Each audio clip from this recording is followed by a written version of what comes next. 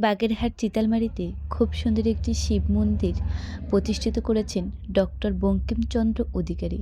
তিনি একজন ডক্টর নন, তিনি একজন মানুষ সেবক, তিনি একজন ধার্মিক, তিনি একজন মহাপুরুষ।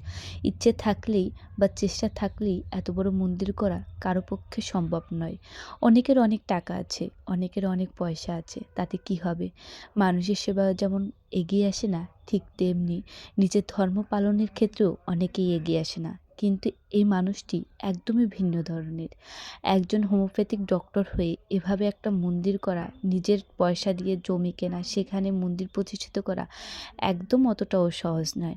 নিজের হাতে অধিকাংশ কাজ করেছেন। তবে তার মনোবল বা তার ইচ্ছাশক্তি সম্পূর্ণই আলাদা।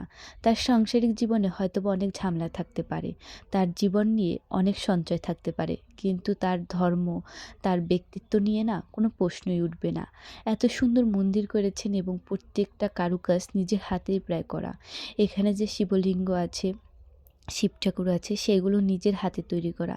আমি সত্যিই আনন্দিত যে এত ভালো একটা মানুষের সাথে আমি কাছাকাছি থেকে কথা বলতে পেরেছি, তার কাছ থেকে আমি অনেক অনুপ্রেরণা নিতে পেরেছি। অসংখ্য ধন্যবাদ ডক্টর বঙ্কিমচন্দ্র অধিকারীকে। তার মতো যেন অনেক আ সন্তান আমাদের হিন্দু ধর্মে জন্মগ্রহণ করেন এবং আমাদের ধর্মকে আরও যেন এগিয়ে নিয়ে যেতে পারে।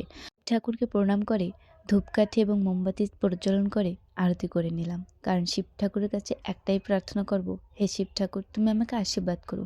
আমি যেন আমার বাবা-মার সেবা করতে পারি। আমি যেন দেশের সেবা করার একটু হলেও অংশগ্রহণ হতে পারি। আমাকে আশীর্বাদ করো, আমি যেন সামনের দিকে অগ্রসর হয়ে যেতে পারি। প্রত্যেকটা ধাপে ধাপে বাধা বিপত্তি থাকা সত্ত্বেও আমি যেন সামনের দিকে এগিয়ে যেতে পারি। হয়তোবা জীবনে সফলতা খুব কম আসবে, কিন্তু সফলতার চাইতেও বেশি তোমার আশীর্বাদটা দরকার। তোমার আশীর্বাদ যদি থাকে তাহলে বাবা-মার সেবা আমি অবশ্যই করতে পারবো।